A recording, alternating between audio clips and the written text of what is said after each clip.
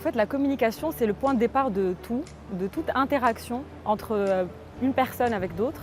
Et c'est le moment en fait, où on sort de ce qu'on est, de quelque chose d'intime, pour aller vers les autres. Et c'est les mots qu'on va utiliser pour exprimer, pour s'exprimer. Et je crois aussi beaucoup que la démocratie en fait, commence par une conversation. Et que la communication, c'est le moyen de sortir de soi pour être ensemble. La com, pour moi, n'existe plus. On est passé à l'ère de la conversation. La communication, c'était un sens unique, c'était vertical, c'était descendant. La conversation, c'est un échange, c'est de l'écoute et c'est participer quelque part à une collaboration. Dès le moment où on s'entend que la com n'existe plus, qu'est-ce qui manque aujourd'hui à ceux qui sont encore dans la com? C'est cette capacité à écouter le client, à intégrer son propos pour construire quelque chose d'intéressant. À mon sens, je pense que ce qui manque aujourd'hui dans la communication, c'est l'authenticité.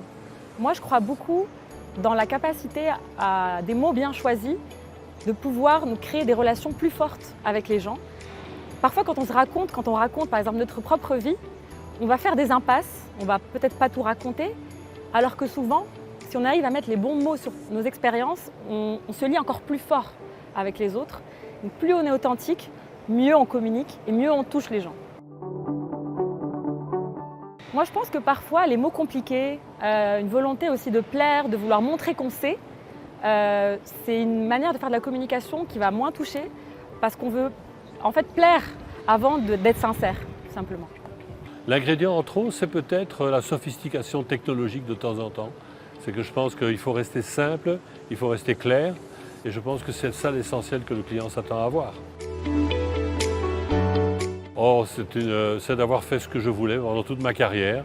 J'ai voulu être enseignant, j'ai été enseignant. J'ai voulu diriger une radio, j'ai dirigé une radio. J'ai voulu être un bon dans la publicité, ben voilà.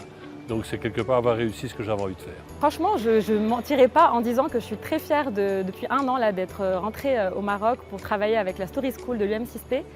Après avoir publié un premier roman et avoir trouvé ma voix en fait, qui est celle des mots, je suis très fière de pouvoir œuvrer en fait, avec la Story School à ce qu'on démystifie en fait, le rapport aux mots, qu'on élargisse notre manière de communiquer, qu'on peut-être on s'ouvre à d'autres langues, que la communication puisse être quelque chose qui se démocratise.